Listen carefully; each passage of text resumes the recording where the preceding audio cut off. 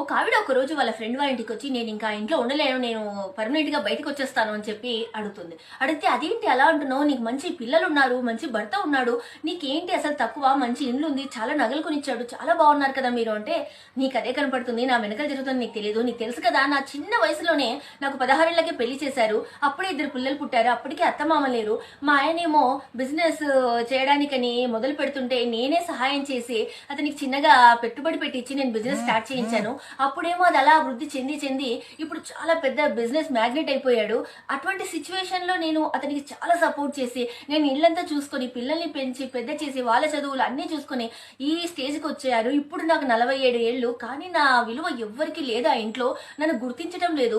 మొన్న మీటింగ్ జరిగినప్పుడు కూడా నా భార్యకి ఏం తెలియదు, ఆమె ఏం మాట్లాడలేదులేండి అని చెప్పాడు. నేను అడిగితే నీకేం తెలుసు, నువ్వు ఇంటర్ వరకే చదువుకున్నావు, నీకు ఇంటికే పరిమితం అయిందావు, నీకేం తెలియదు అన్నాడు. అందుకే చాలా బాధ వేసింది నాకు. ఈ డబ్బు ఇవన్నీ కాదు, ప్రేమ ఆప్యాయతలు లేవు, పిల్లలు కూడా అంతే, వాళ్ళు వాళ్ళ బిజీ లైఫ్ తో వాళ్ళు గడిపేస్తున్నారు.